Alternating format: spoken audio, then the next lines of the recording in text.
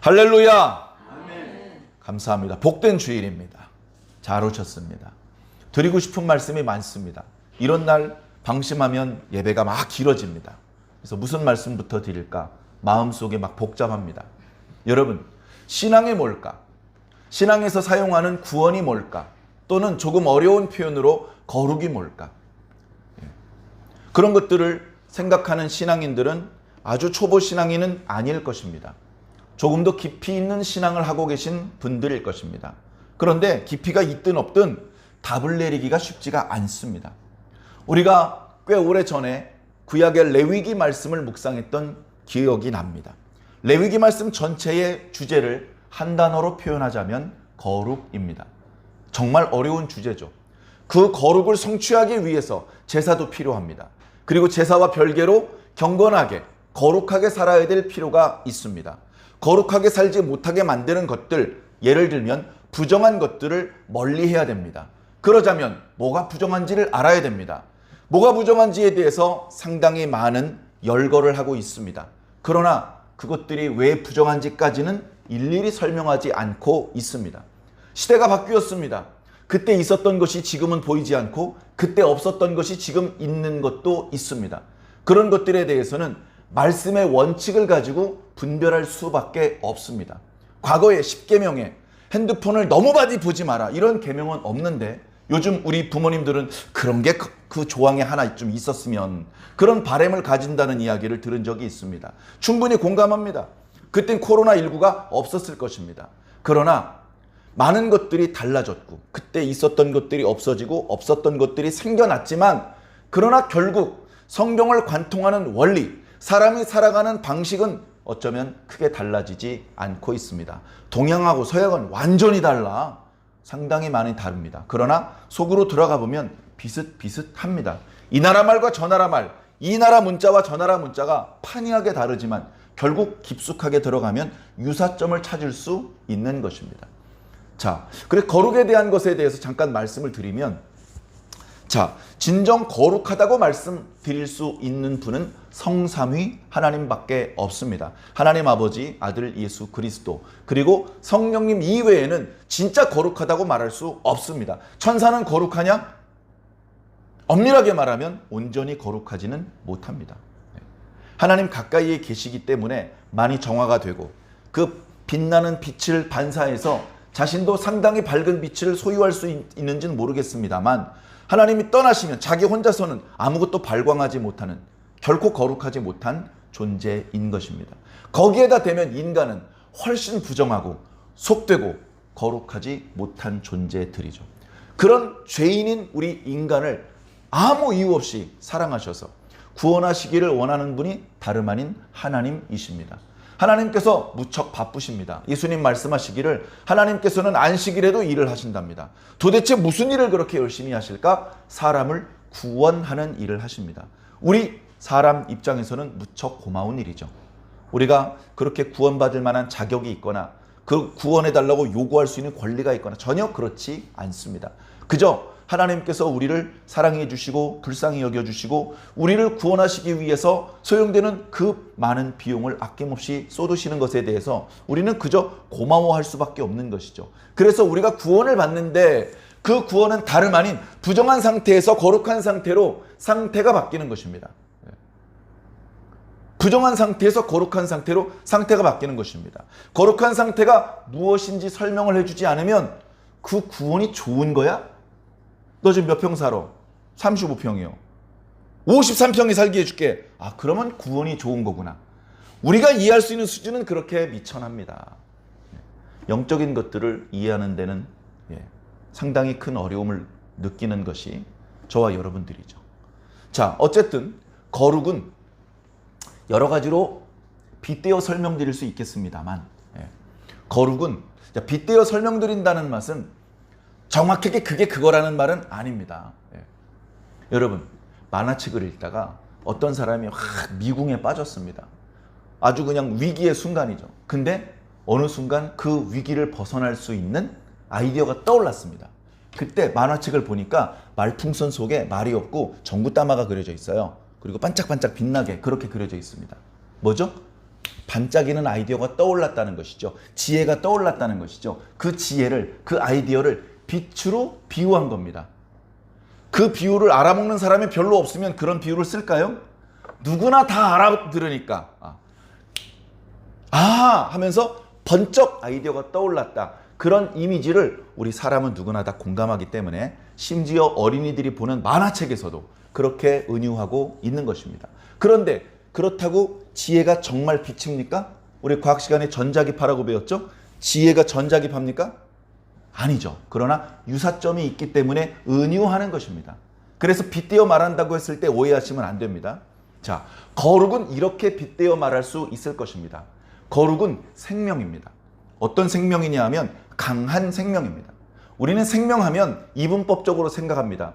살아있는 것과 죽어있는 것. 살아있는 것은 생명이 있는 것이고 죽어있는 것은 생명이 없는 것이고 이분법적으로 생각을 하는데 우리가 상식적으로 식물만 길러봐도 그리고 우리 사람의 모습만 보아도 힘이 강할 때가 있고 그리고 뭔가 지금 힘이 쭉 빠져 있고 병들어 있고 약해져 있고 내버려두면 무슨 큰일이 날 것 같은 그런 상태가 있지 않습니까? 다 똑같은 게 아니에요. 막 새로운 싹이 돋아나고 새로운 꽃이 돋아나고 그 화분은 강한 생명의 모습을 보여주고 있습니다. 그런데 어떤 화분은 잎사귀가 이렇게 축 늘어졌어요. 별로 어렵게 생각할 거 없어요. 식물학 박사 정도 돼야지 어떤 식물이 아픈 식물인지 알아낼 수 있다 그런 게 아닙니다. 전혀 모르는 사람도 쟤 왜 잎사귀 축 늘어졌냐? 그러면 벌써 물이 부족한지 양분이 부족한지 병충해가 있는지 문제가 있다는 걸 금방 알죠. 오늘 아침에도 화분을 이렇게 평소에는 창가에 햇볕이 좀 들어온 창가에 두었다가 이제 예배실에 옮겨놨는데 어떤 화분이요? 너무 축 늘어졌어요.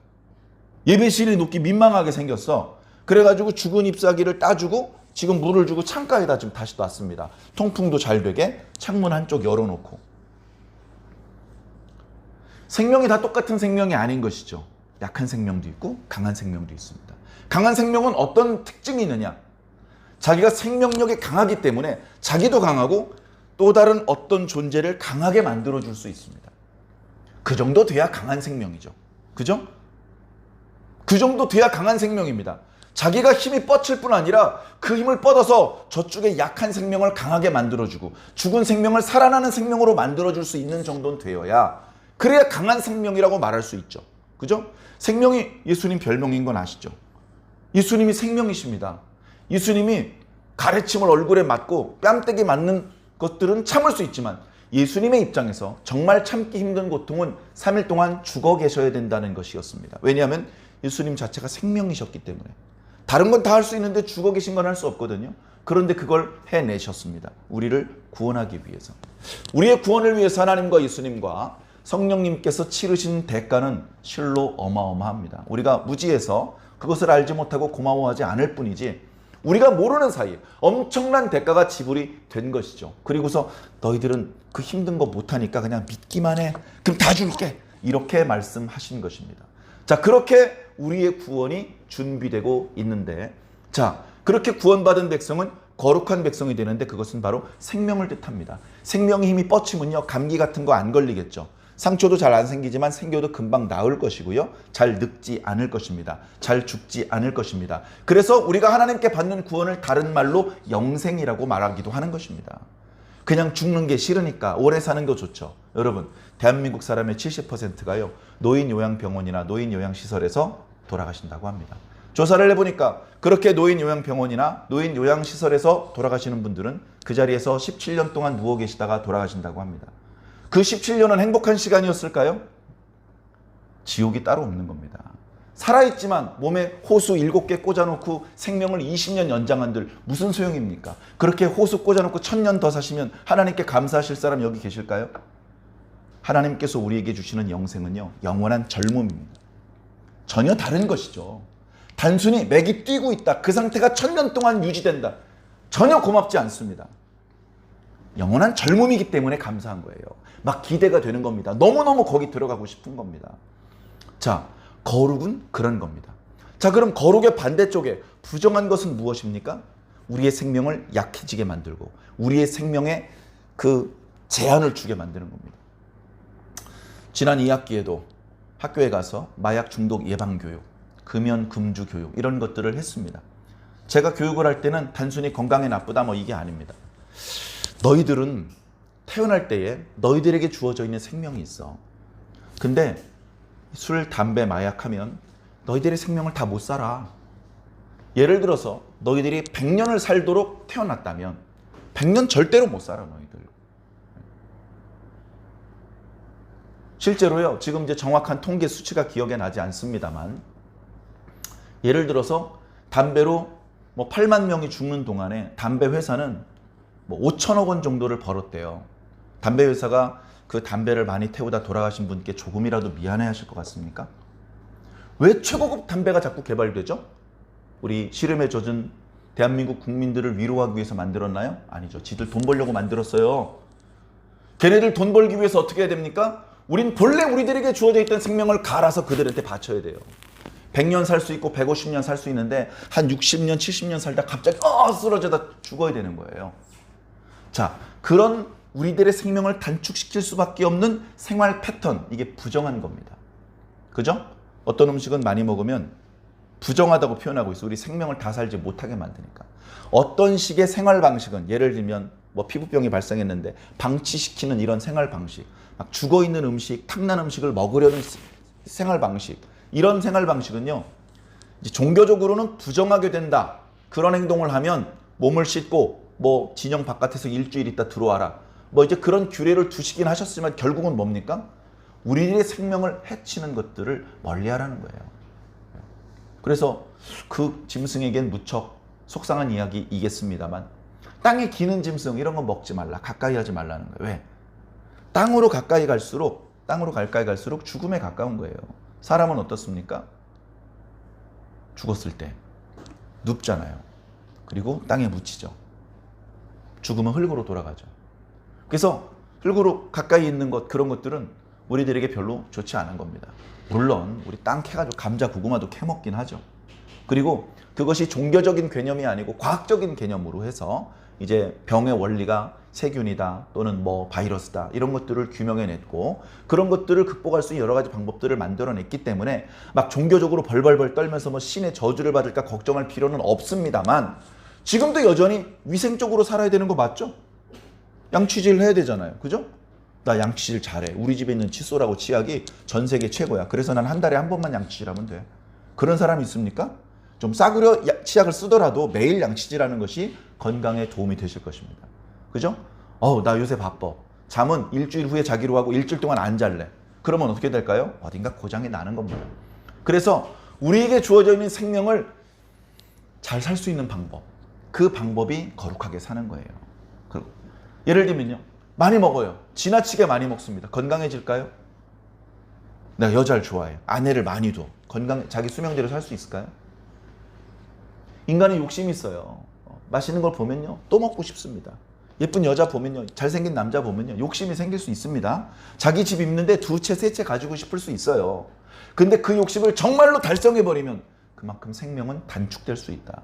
그러니까 그렇게 욕심을 내지 말아라. 간음하지 말아라. 도둑질하지 마. 이렇게 표현되어 있지만 결국 그 모든 계명은 무엇을 위해서? 우리의 생명을 위해서 주신 계명이라는 겁니다. 자, 구약의 율법이 많이 이렇게 좀 값어치가 떨어졌어요. 야, 예수님만 믿으면 되지 무슨 율법이야. 구약을 읽지도 마. 신약만 읽어. 이렇게까지 지나치게 말씀하시는 분이 있는데 근본 원칙을 깨달으라는 말씀입니다. 근본 원칙을 깨달으면 구약도 큰 유익을 줄 수 있습니다. 원칙은요, 생명입니다. 거룩이라는 어려운 단어보다 생명이라는 단어가 훨씬 쉽잖아요. 그죠? 복음서를 봐도요, 마태, 마가, 누가복음은요, 하나님의 나라나 천국이라는 단어가 많이 나옵니다. 그죠? 요한복음엔 그것보다는 생명이라는 단어가 많이 나와요. 하나님 나라의 핵심은요, 생명인 거예요. 죽어서 가면 무슨 소용이 있습니까? 가서 늙고 천국에 가서 1000년 동안 호수 7개 꽂 누워있을 거면 하나도 감사한 일이 아니라니까요. 자, 그런 긍정적인 관점에서 하나님의 말씀을 살펴보시기를 바랍니다. 여러분들의 생활 패턴도 살펴보시면 좋을 거예요. 코미디언으로 전 국민을 즐겁게 해주었고 나중에 정치인 생활도 했던 정주일, 이제 연애 예명은 이주일이었죠. 그분 담배 때문에 폐암으로 돌아가셨습니다. 담배 진짜 많이 피웠대요. 전 잘 몰랐는데 담배 피우는 장면은 이제 TV에서 잘 안 보여주니까. 그런데 이제 아마 사석에서 엄청나게 담배를 많이 피웠던 것 같고 그것 때문에 결국 폐암이 왔고 고칠 수 있는 상태가 아니었고 그래서 말년에 결국 이제 돌아가셨는데 돌아가시기 직전에 뭐라고 그랬습니까? 전 국민을 향해서 절대 담배 피우지 말라고 얘기를 하죠. 그죠? 그 영상이 지금도 유튜브 어디에 있어요. 근데 별로 중요하게 생각하진 않아요. 그거 학교에 가지고 영상 보여주면요. 저 아저씨 누구냐고. 애들이 몰라요. 전혀 어필이 안 되죠. 이제 우리 시대에는. 자, 어찌되었건 우리 생명을 해치는 패턴이 있는 거예요. 그것을 이해를 못하는 경우들이 많이 있습니다. 그러니까 그걸 이제 교회에서도 잘 말씀 안 해주시는 것 같아요. 그냥 피상적으로 겉으로 들으면 도둑질하지 마세요. 실정법 위반입니다. 가늠하면요, 집에 마누라 많으면 행복할 것 같죠. 지옥이 시작됩니다. 눈치 봐야 되고 뭐. 물론 그 말도 맞는데 더 근본적으로는 우리의 생명과 관련된 말씀입니다. 당연히 살인하면 안 되는 것이고요.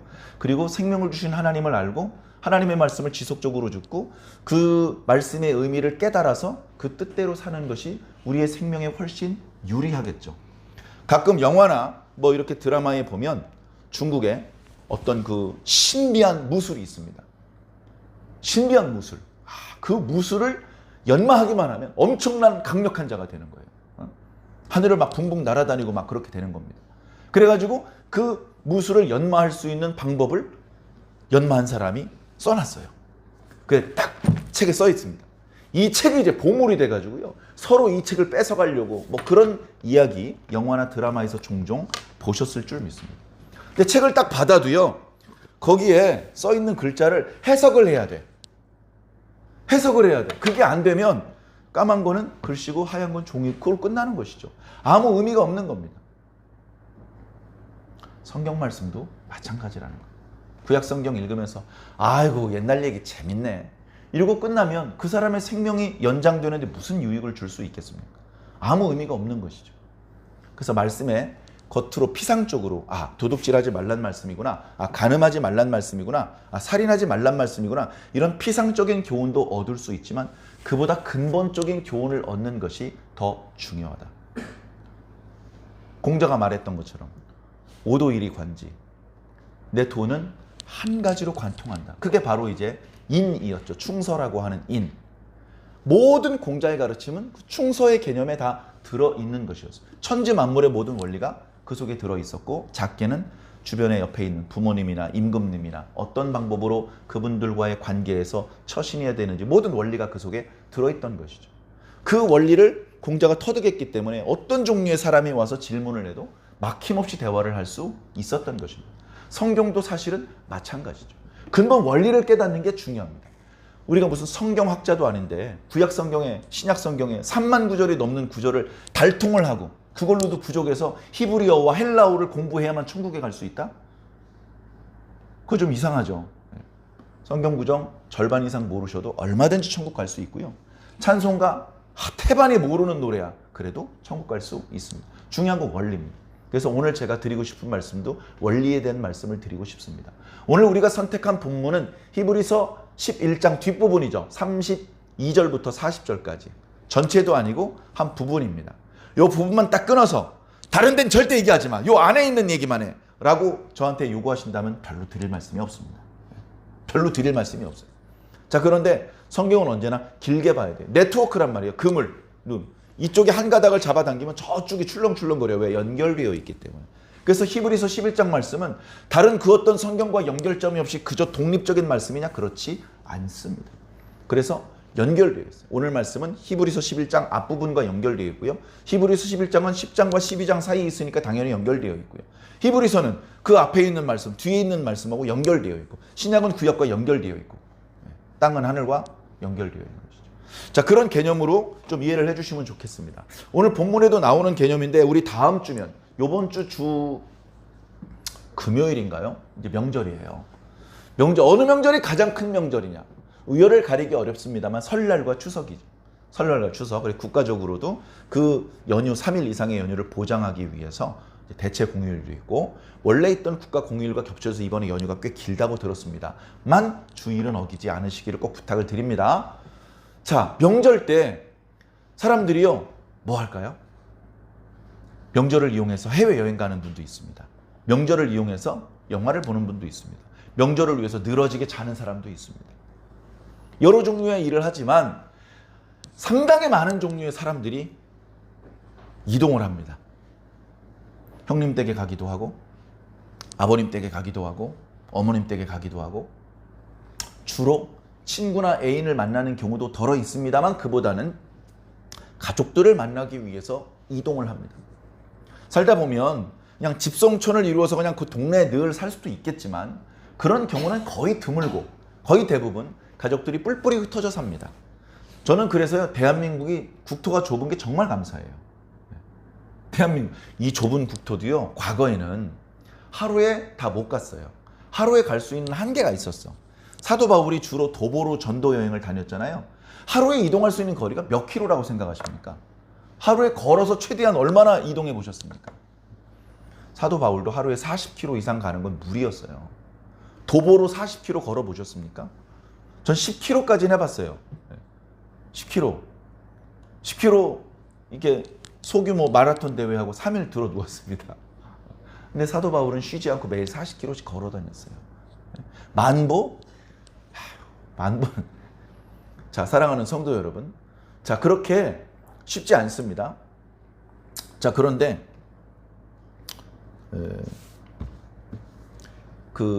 지금은 이제 도로가 잘 발달되어 있고 우리나라가 상당히 이제 GNP도 좀 올라가고 그러다 보니까 다 가정마다 자동차도 있고 또 뭐 최근 코로나19 때문에 다시 이렇게 그 요금을 받았었지만 명절이 되면 의뢰 또 고속도로 통행료도 받지 않고 뭐 그런 식으로 해서 가족들을 좀 더 편하고 가벼운 마음으로 갈 수 있도록 이제 국가적으로도 배려할 정도인데 핵심은요, 가족들을 만난다는 거예요.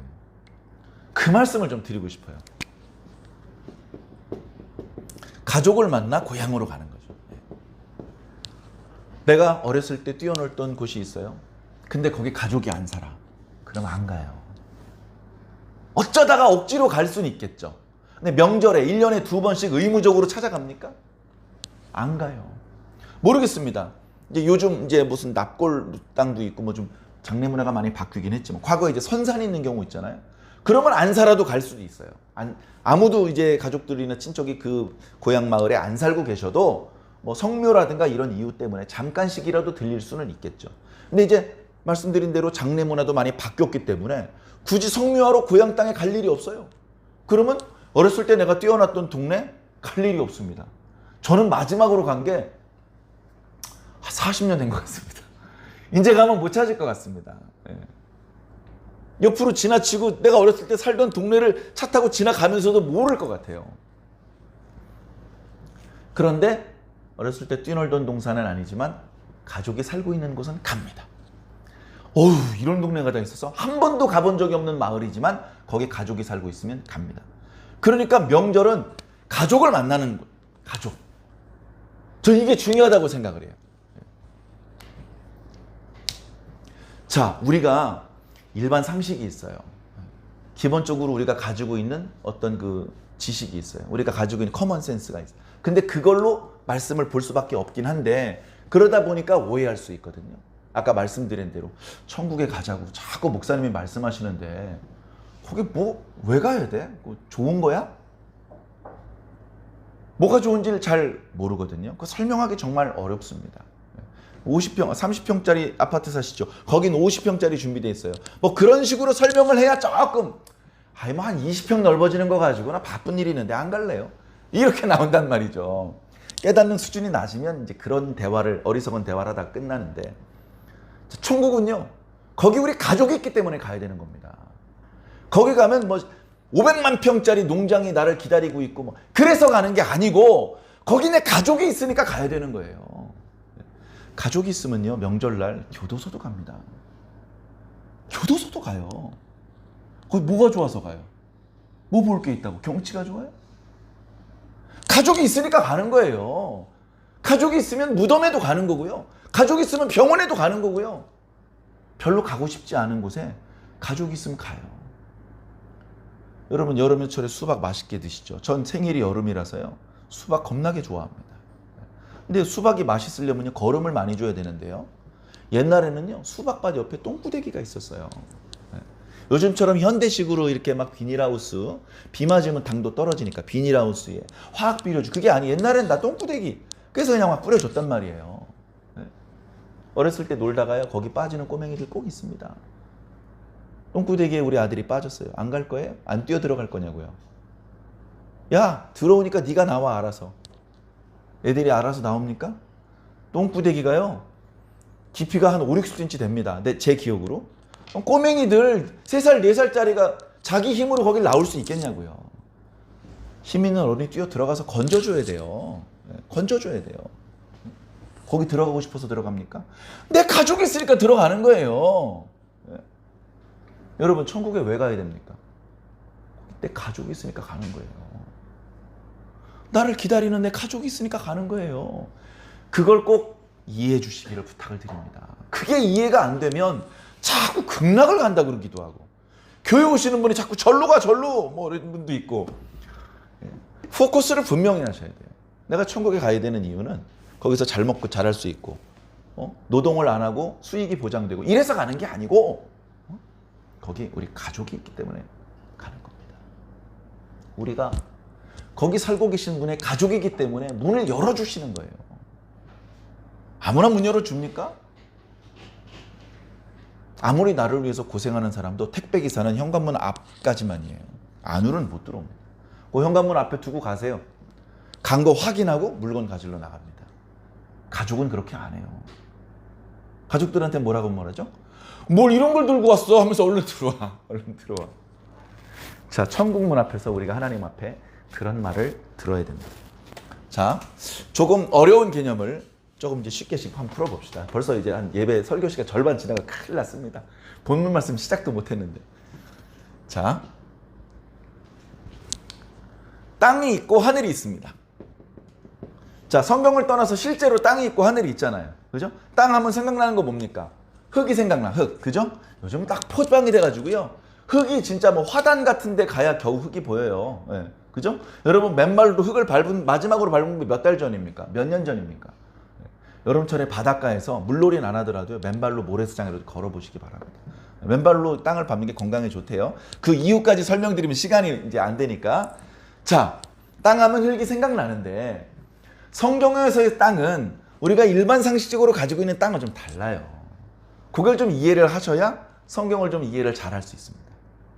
땅은요, 간단히 말씀드려서 우리가 알고 있는 시공간의 세계예요. 시간도 공간도 하나님께서 창조하신 건 아시죠? 그 하나님께서 창조하신 피조 세계, 그게 땅이에요. 심지어 우리가 가볼 수는 없지만, 가본 적도 없지만 우리가 상상할 수 있는 곳, 거기까지가 땅이에요. 그러니까 어디까지가 땅이냐면 우주 끝까지가 땅이에요. 그죠? 거긴 하늘이 아니라고요. 하늘 하면 어때요? 벌써 지상 한 5,000m, 1,000만 m 올라가면 거긴 하늘 같죠? 그죠? 거기서 찍은 사진 보면 하늘에서 찍은 것 같아요. 구름 넘어가면 하늘일 것 같아요. 그죠? 뭐 대기권 밖으로 나가야 됩니까?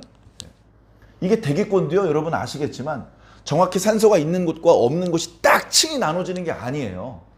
서서히 공기의 밀도가 희박해지다가 어느 순간 밀도가 확 떨어지는 거죠. 온도도 떨어지는 거고. 자, 성경에서 땅의 개념은요, 인간이 이해할 수 있는 모든 곳입니다. 우주 끝까지 거기 땅이에요. 그럼 하늘은 뭐죠? 하늘하고 땅은 대비되는 개념이고 섞일 수 없는, 경계가 분명하잖아요. 이 경계라고 이게 선으로 그을 수 있는 그런 경계가 아니고, 하늘이다 땅이다를 나눌 수 있는 기준이 있는 곳이죠. 인간이 갈 수 없고 상상할 수 없고 감각할 수 없는 곳이 하늘인데, 바로 이 하늘에 하나님이 계신 거예요. 하나님. 자, 우리 신앙의 대상자를 기독교에서 하나님이라고 그래요. 천주교에서는 하느님이라고 하고, 결국 같은 대상을 말하는 것인데, 하나님은 하나님 유일하신 분이다, 한 분이시다, 그 포인트를 강조한 표현이고, 하느님이라고 하는 것은 하늘님에서 리을 탈락된 거죠. 뭐 옛날에 국어 시간에 우리 애국가 하느님으로 돼 있잖아요.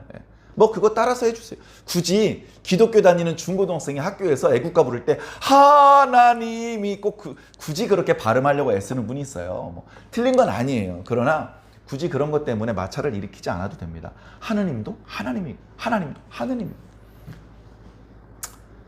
자, 그 하늘은 저 블루스카이가 아니라는 거죠. 영적인 세계고 물질 세계, 시공간의 세계를 뛰어넘는 비욘드, 그 디멘션입니다. 자, 그래서 하나님께서 계신 이제 하늘이 있고요. 그리고 본래 없던 땅이 하늘로부터 나왔다고 표현을 해야 되나요? 그냥 성경적인 표현으로 창조되었습니다. 여기 나와 있는 어떤 녀석이 스스로 이만큼 더 만든 게 아니고요. 여기 존재하는 모든 것은 이쪽에 계신 분들에 의해서 만들어진 거예요. 그저 단순히 생산된 게 아니고요. 좀 어려운 표현으로 먼저 디자인이 되고 그 다음에 컨스트럭션이 된 거예요. 네? 먼저 설계를 한 다음에 시공이 된 거라고요. 그런 방법으로 지금 우리가 살고 있는 시공간이 만들어졌어요. 그걸 이제 후대에 우리 사람들이 하나님께서 주신 지혜를 가지고 판단을 하는 것이죠. 여러 가지 물리 법칙으로. 세상에는 뭐 17가지 입자가 있고 뭐 그런 얘기를 이제 후대에 발견해서 표현하는데 상당히 부정확하고요. 그런 이야기 이렇게 가만히 듣고 보면 이게 과학 시간인지 종교 시간인지 모르겠어요. 세상의 입자는 17개로 되어 있다고 믿으셔야 됩니다. 거의 종교 같은 것 같아. 그리고 뭐 이렇게 보여주는 모델이 실제로 그렇게 존재한다기보다 수치 모델을 그냥 형상화한 것뿐이고 뭐 그런 건데 무슨 얘기를 하려고 여기까지 합니다. 자, 우리가 가려는 나라는 이쪽에 있는 나라가 아니에요. 우리가 가려는 나라는 이쪽에 있는 나라가 아니에요. 이쪽에 있는 나라예요. 이쪽에 있는 나라. 자, 우리 생각에 자, 여기는 육체가 존재가 가능하고 이쪽은 육체는 존재가 안 되고 이제 영혼만 존재를 해야 될 것 같아. 그러니까 이제 육체는 이 땅에서 다 죽고 시체를 땅에다 버려놓고 영혼만 이쪽으로 올라가야 될 것 같은 거예요. 약간 불교가 그런 식인데 그런 개념을 가지고 계시면 이제 성경 전체가 이상하게 보이는 거죠. 내가 가지고 있는 원리를 여기다 대입을 하고 왜 여기 이상하게 기록돼 있지? 왜 자꾸 성경을 고치려고 그래? 내가 고치면 되는데. 그죠? 이런 개념이 아니에요. 이런 개념이 아니고 하나님이 전에 몰라서 하나님이 누구신지 몰라가지고 수염도 잡아당기고 돌파밀리지도 하고 삿대질하고 욕도 했는데 알고 보니까 내 아버지야. 그걸 알고 나니까 아이고 지난번에 삿대질했는데 죄송해요. 그게 회개예요. 아버지를 아버지라고 부르는 게 신앙 고백이고 그게 믿음입니다. 그죠? 홍길동은 아버지가 누군지 정확히 알고 있었지만 대감마님이라고 불러야 되잖아요. 그죠? 우리도 과거에 예수 그리스도가 없을 때는요. 하나님을 감히 하나님의 이름을 우리 입에 올릴 수 없었어요. 지금도요. 유태인들은요. 구약 성경을 읽다가 하나님을 지칭하는 단어가 나오면 손가락으로 읽다가 손가락을 치우고 이렇게 손가락 모양으로 된 도구가 있어요. 성경에 죄인의 손이 닿으면 이렇게 죄로 오염이 되니까 그 막대기로 이렇게 따라가다가 하나님의 이름이 나오면 그건 말을 안 해요. 너무나 거룩해서 이 죄인의 입에 올릴 수가 없는 거예요. 그래서 심지어 그 단어를 정확히 어떻게 발음을 하는지 끊어졌어요. 그리고 굳이 랍비들이 그 부분을 설명을 할 때에는 그 하나님의 이름을 가리키는 고유명사를 발음하지 않고 일반 명사로 바꾸어서 발음을 했습니다. 일반 명사로 주님이라는 뜻을 가진 히브리어가 아도나이라는 뜻이에요. 아도나이. 그래서 드바르 아도나이, 주님의 말씀입니다. 근데 성경에는 드바르 아도나이라는 단어 원래 있거든요. 근데 이건 아도나이가 아닌데? 근데 우리 대한민국 성경에는 여호와라고 번역을 해놓았어요. 그래서 유대인들한테 이거 여호와야라고 밝히면 웃습니다. 그 거룩한 단어를 니들 멋대로 발음한다고 하나님 인정해 주신 게 아니야 하면서 나름대로 자존심. 자, 어찌되었건. 자, 우리가 여기서 하나님의 나라로 가는 거. 그게 구원입니다. 이런 큰 그림을 좀 이해를 하고 오늘 말씀을 대하시면 좀 더 유익될 줄로 믿습니다. 자, 땅에 사는 모든 육체가 하나님 나라에 가느냐? 그건 또 아닌 것 같아요. 그죠? 땅에서 예를 들어서 하나님을 믿지도 않고 하나님의 말씀을 듣지도 않고 들었는데 순종하지 않고 이런 사람까지 가면 그건 조금 공평하지 않은 거잖아요. 그죠? 네. 그래서 하나님의 나라에 누가 가느냐? 일단 하나님을 믿는 자가 가는 거예요. 하나님의 존재를 인정하고 믿는 자. 그냥 그 하나님을 개인적으로 만나보고 이렇게 감각해 본 적은 없는데 저 믿을 만한 아저씨가 있대. 그래서 믿는 믿음은요. 명주실 한 가닥 같은 믿음이에요. 바람만 좀 세게 불면 또 끊어져 버리는 믿음. 그건 진정한 믿음이라고 할 수 없죠. 아무래도 내가 개인적으로 인격적으로 하나님을 만난 경험이 있어야 그 누가 뭐래도 하나님은 계셔라고 말할 수 있는 것이죠. 자, 그 하나님을 우리가 이제 만나고 그의 존재를 믿는 것입니다. 근데 그 하나님은 우리가 만나보니까 능력이 많으신 분이고 말씀하시는 분이에요. 말씀. 근데 어떤 말씀을 하시냐면 약속의 말씀을 하시는 분이야. 약속. 약속의 말씀을 하시는 분이에요. 참 성격도 특이하신 분이죠. 약속의 말씀을 하시는 분이야. 예를 들면 천국 가자. 다 만들어놨다. 가자. 이게 아니고 천국이라는 게 있단다. 너희들이 언젠간 거기 들어가게 될 걸 안다. 이런 약속의 말씀을 주시고 가버리셔요. 그러면 저 밑에 있는 어떤 사람은, 모든 사람은 아니에요. 어떤 사람은 말씀을 들었죠? 말씀을 들었어요.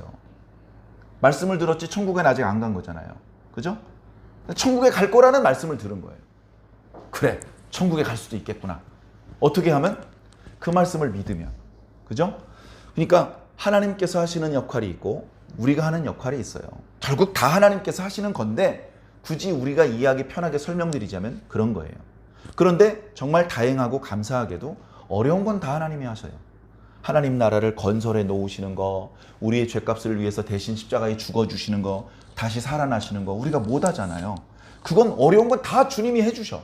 우리 쉬운 것만 하면 돼. 뭐만 하면 된다고요? 믿기만 하면 돼요. 믿기만 하면 돼. 말씀을 듣고 이 말씀 그대로 이루어질 거라고 믿습니다. 믿는 거죠. 그리고 그 믿음을 바탕으로 그 믿음과 어울리는 말과 행동을 하면서 사는 겁니다. 그걸 순종이라고도 말하고 경건이라고도 말하는 것이죠. 그런 방법대로 사는 거. 내가 믿음이 있다는 게 겉으로 드러나는 것이죠. 예. 자, 그렇게 살면 어떻게 되냐면 이 약속의 말씀이 실현이 돼요. 실현.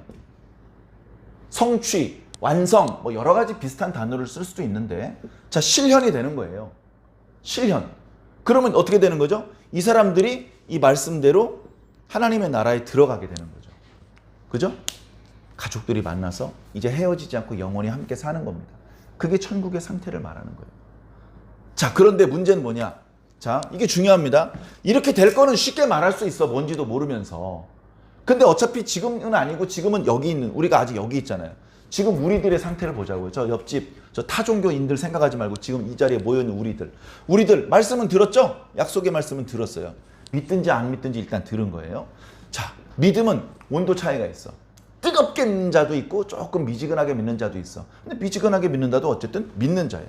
그러면 우리가 어떤 과정을 통해서 하나님 나라에 실제로 들어갈 것이냐. 네. 자, 여기서 또 커먼센스.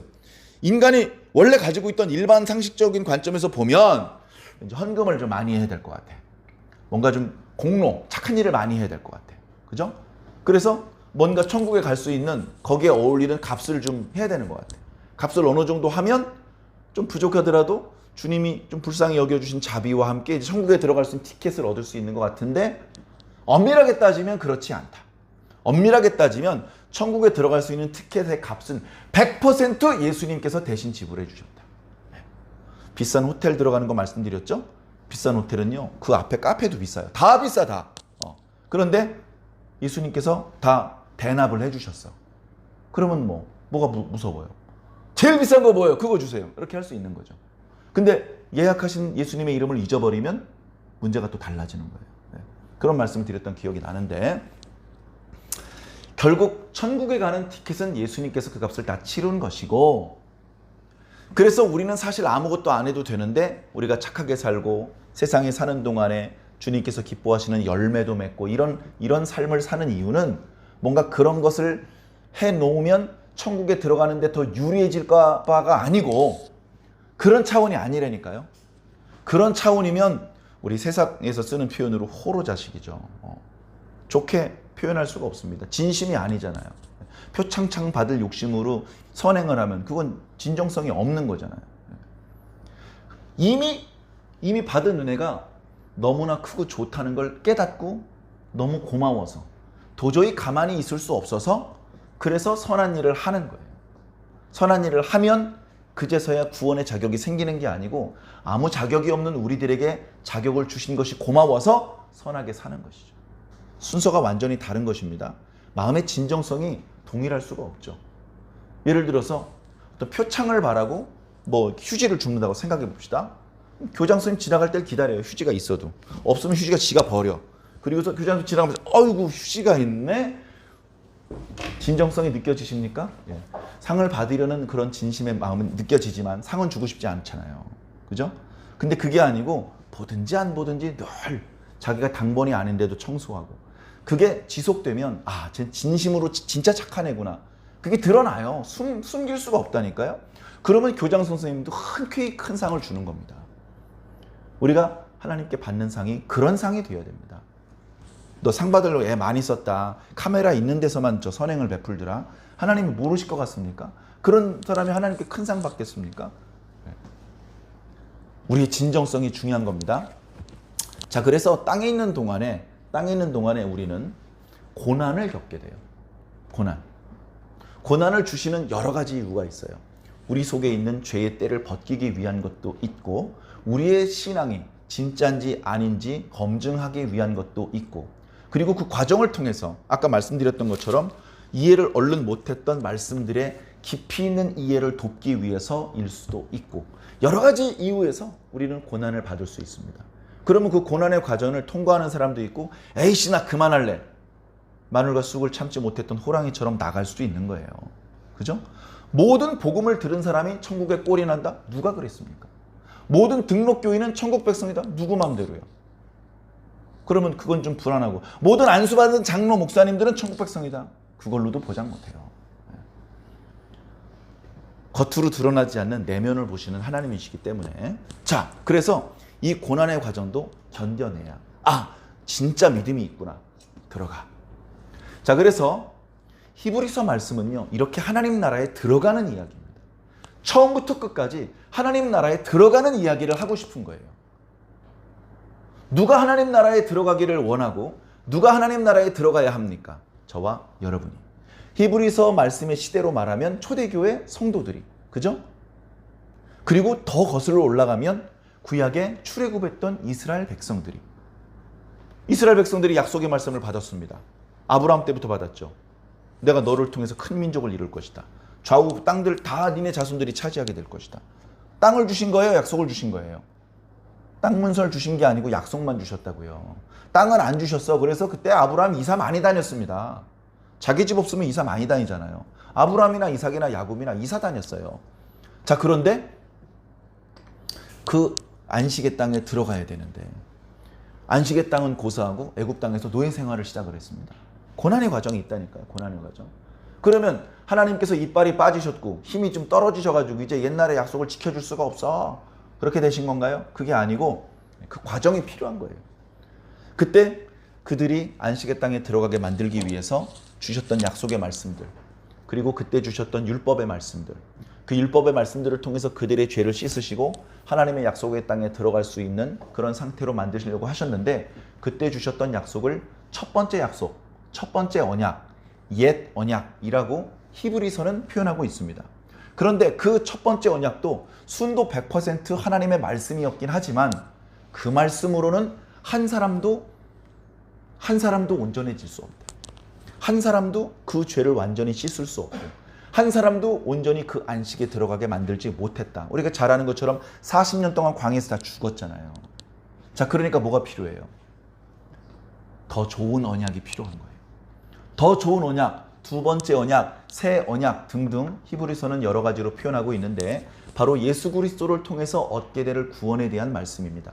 구약에 인간의 죄를 씻기 위해서 제사장을 세웠습니다. 불완전해요. 자기도 죄인이야. 자기 죄를 위한 속죄제사를 별도로 드려야 돼. 그리고 오래 못 살아. 죽으면 또 다른 사람을 제사장으로 임명해야 돼. 예수님은 어때요? 자기 죄가 없어요. 죽지도 않으셔. 영원해. 구약의 제사장들이 사용했던 제물, 양, 염소, 송아지, 그 피의 효력은 부족해. 그래서 계속 반복적으로 예배를 드려야만 해. 예수님, 당신의 몸을 제물로 쓰셨어요. 완전한 제물이에요. 그 효력 영원히 지속돼요. 그래서 딱 한 번만 드리면 되는 거예요. 그 제사. 그러니까 우리를 구속하는 속죄의 제사의 관점에서 보면 예수님께서 십자가에 달리시던 날 우리의 죄가 용서받은 거예요. 모든 인류의 죄가 자동으로 용서됐느냐? 아니라니까요.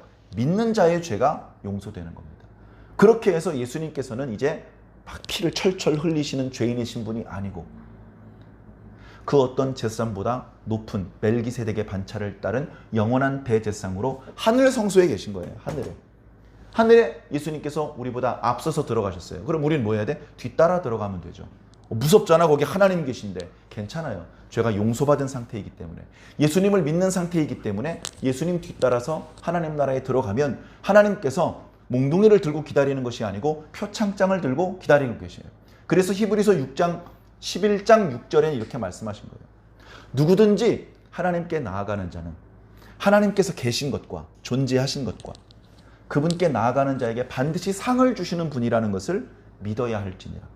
그래야 하나님을 기쁘시게 해드릴 수 있다. 우리가 바로 그런 사람들입니다. 우리 하나님께 가면 상 받아야 됩니다.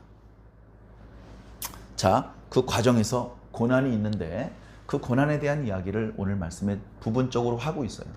구약 성경에 이 하나님 나라에 가기 위해서 분골쇄신하다가 고난을 받은 사람들이 많이 있었다.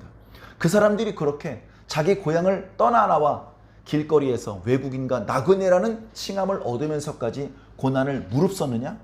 하나님께서 더 나은 본향을 예비해 놓으셨다는 것을 알고 있기 때문에, 원래 살고 있던 동네로 돌아가려고 했다면 여러 번 기회가 있었을 것이다. 그러나 그쪽으로 가지 않고 하나님께서 예비하신 더 나은 본향, 그것을 사모하기 때문에 약속하신 말씀을 향해서 나아갔다. 도달은 못했다. 그죠? 자, 우리가 가려는 하나님의 나라, 바로 그 나라를 아브라함도 다윗도 모세도 노아도 다 소망했던 겁니다. 근데 그들은 들어갔어요? 못 들어갔어요? 한 명도 못 들어갔습니다. 우리가 가려는 그 하나님의 나라에 들어간 사람이 아직 한 명도 없어요. 한 명도 없어요. 자, 끝끝내 한 명도 없으면 어떻게 됩니까? 하나님의 말씀은 불완전해집니다. 수표는 발급했지만 지불이 안 되니까 부도수표가 되는 것이죠. 하나님 거짓말장이가 되는 것이죠. 그러니까 누군지는 모르지만 누군가는 반드시 그 영광의 나라에 들어가야 됩니다. 누가 됐든지, 뭐 소수여도 상관없어, 한 명이어도 상관없어. 그 사람은 이 하나님의 나라에 들어가서 영생을 얻어야 됩니다. 그래야 어떻게 됩니까? 하나님의 말씀이 완전해집니다. 봐라, 말씀하시니까 되잖아. 말씀하시니까 다 이루어진다니까. 봐, 이루어졌잖아. 이렇게 결론 지을 수 있는 것입니다. 그렇게 되어야 소망만 하다가 중간에 죽은 사람들이 여러 우리 신앙의 선배들, 의인들이죠. 어쩌면 우리들보다도 더 투철한 믿음을 가지고 계셨던 분들, 그러나 우리가 얻게 될 영광을 소망만 하고 얻지는 못했던 분들, 그런 분들도 억울하지 않은 겁니다. 오늘 말씀은 사실 그걸 말하고 있는 거예요. 자, 저 앞에 몇 절부터입니까? 3절 창조 때부터, 4절 아벨, 5절 에녹, 7절 노아, 8절부터는 아브라함, 이삭, 야곱, 뭐 계속 우리 신앙의 선배들로 누구? 이 하나님의 나라를 향하여 가는 사람들, 약속의 말씀을 받았는데 아직 그 세계에 못 들어간 사람들, 들어가려고 발버둥 치는 사람들이 믿음으로 이렇게 살았다. 비합리적으로 사는 것 같지만 그들이 그런 말과 행동을 한 이유는 믿음 때문이었다. 어떤 믿음? 이 세계에 들어갈 거라는 믿음, 약속이 이루어질 거라는 믿음. 그 믿음으로 살았던 사람의 이야기와 이름을 다 열거하려면 아이고 시간이 부족하겠다. 그리고 오늘 본문이 시작된 거예요. 32절에 내가 무슨 말을 더 하리요?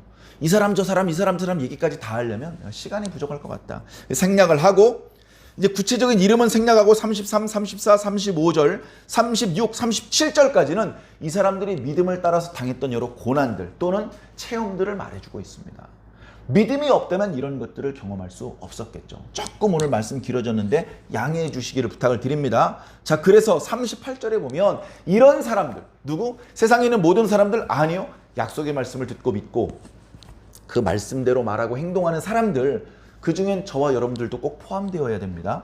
자, 이런 사람들은 세상에 감당할 수 없는 사람들이다 라고 기록하고 있습니다. 저는 이 말씀을 보면서 세상이 우리 믿음 있는 사람들을 감당을 못한대. 우리가 세상 다 이기나 봐. 세상이 우리 앞에서 쩔쩔매나 봐. 이제 그런 의미로 이해를 했어요. 그런 측면도 조금은 있습니다. 근데 원문의 의미는 이제 그런 의도는 아니었던 것 같아요. 원문의 의도는 이런 의도입니다. 이런 사람들은 세상과 어울리지 않는 사람이다. 왜? 이 사람은 여기에 최적화돼서 여기에 적응을 해서 살 생각이 없어요. 여기서는 행인과 나그네 외국인 소리 들어도 괜찮으니까 대충 살다가 정말 가고 싶은 데는 어디라고요? 여기라고. 여기에 가고 싶은 거예요. 이런 사람은 세상에 어울리지 않는 사람이라는 거예요. 우리가 그런 사람이 돼야 됩니다. 아유, 선생님은 보니까 아유, 여기 안 어울리시네요. 선생님은요, 천국에 어울리시는 분이네요. 이런 말을 우리가 들어야 됩니다. 이런 말을 들어야 됩니다. 기분이 나쁘진 않더라고요. 전에 한번 말씀드린 적이 있는데 화원에 가서 화분을 샀습니다. 화분을 사느라고 이제 다른 분이 결제하고 있길래 조금 기다렸어요. 먼저 결제하시는 분이 저보다 나이가 뭐 한 20살 많은 어르신이었어요. 머리가 백발이시고 아주 신사분이더라고요. 저를 한 번도 본 적이 없는데 말을 걸어요. 첫 마디가 뭔지 아십니까? 혹시 목사님이세요? 기분이 괜찮더라고요. 기분이 괜찮더라고요. 근데 이제 목사라고 밝히진 않았어요. 이거 교회에서 쓰시나 봐요. 아유, 아닙니다. 아유, 좋게 봐주셔서 고맙습니다. 그러고 이제 그냥 헤어졌어요. 뭐 굳이 명함을 주고 제 이름은 뭐고 저희 교회 꼭 오세요. 이런 말을 하진 않았어요. 기분이 나쁘지 않더라고요. 여러분들도 그런 말 들으셔야 돼요. 혹시 장로님이세요? 혹시 교회 다니세요? 어쩐지. 그런 말을 우리가 들어야 되는 겁니다. 선생님, 이 죄악 세상에 어울리지 않은 분인 것 같아요. 여기 저 정치판, 뭐 종교계, 교육계, 연예계 다 쓰레기통, 구조물통인데 선생님은 군계 일하기시네요. 선생님 여기에 어울리지 않는 분 같으세요. 그런 말을 좀 듣고 살아야 된다는 겁니다. 누가 보니까 저 카메라 있네? 갑자기 휴지 줍고 이런 게 아니고 근본적으로 우리가 거룩하게 살아야 되는 것이죠. 자, 39절에 이 사람들은 우리 말고 우리 선배들, 우리 신앙의 선배들은 다 믿음으로 말미암아 증거를 받았어. 증거라는 게 이제 약속의 말씀을 받았다는 거예요. 말씀은 받았는데 뭘 못 받았어요? 약속된 것, 약속의 결과물은 못 받았어. 결과물은 못 받았어요. 사실은 그런 측면에서는 저도 여러분도 똑같아요. 약속은 받았는데, 증거는 받았는데 결과물은 아직 못 받았어요. 맞죠? 우리 다 똑같은 입장이죠? 근데 우리는 그 결과물을 받을 사람이라는 거예요. 네? 모르겠습니다. 히브리서 말씀을 기록했던 분들과 그 말씀을 읽었던 분들도 같은 표현을 썼을지 몰라요. 여러분, 우리는 드디어 그 결과물을 받을 사람들이에요. 근데 못 받고 그분들도 돌아가셨거든요.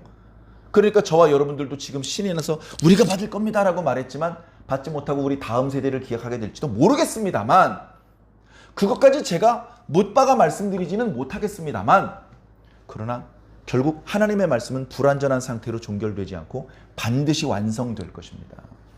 자, 이 사람들은 다 믿음으로 말미암아 증거를 받았으나 약속된 것을 받지 못하였다. 약속된 결과물.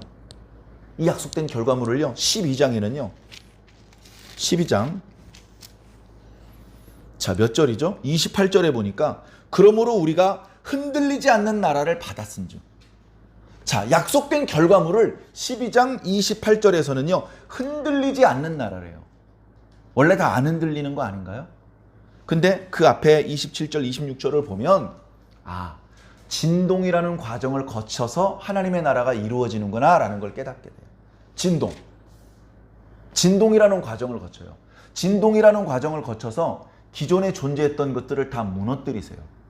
동일본 대지진 아시죠? 진도 9. 어떻게 됐습니까? 쓰나미, 후쿠시마 원전 사고. 진도 9. 뭐 몇 분 흔들었어요. 그랬더니 몇십 년째 이렇게 고생을 하고 있잖아요. 그죠? 근데 하나님께서 진도 90의 진동을 한 일주일 정도 지구를 흔드시면 어떻게 될까요? 돌 위에 돌 하나도 남지 않고 다 무너지는 겁니다. 근데 그때도 무너지지 않는 곳에 우리는 있어야 됩니다. 그때도 우리는 진동하지 않은 곳에 서 있어야 됩니다. 그래서 하나님의 나라를 진동하지 않는 나라, 영원히 존재하는 나라라고 표현하고 있는 것입니다. 그것을 다시 오늘 본문으로 돌아와서 40절 말씀에 뭐라고 표현하고 있느냐? 이는 하나님이 우리를 위하여 더 좋은 것을 예비하셨은즉. 연수막에 그 구절 있죠? 이는 하나님이 우리를 위하여 더 좋은 것을 예비하셨은즉 우리가 아니면 그들로 온전함을 이루지 못하게 하려 하십니다. 올해 저희 교회 표 구절입니다. 하나님께서는 우리가 짐작하고 기대하고 소망하는 것보다 더 좋은 것을 지금 준비해 놓으셨습니다. 그것은 믿는 자가 소유하게 될 것입니다. 믿고 순종하고 의심하지 않는 자, 그 방법대로 사는 자, 그런 자가 더 좋은 것을 얻을 것입니다. 현재 우리가 가지고 있는 곳에 만족하지 마시고 이미 그동안 받았던 축복으로 만족하지 마시고 앞으로 더 받게 될 하나님의 더 좋은 것을 사모하면서 우리들의 신앙을 계속해서 이어나가 주시기를 예수님 이름으로 간절히 축원합니다.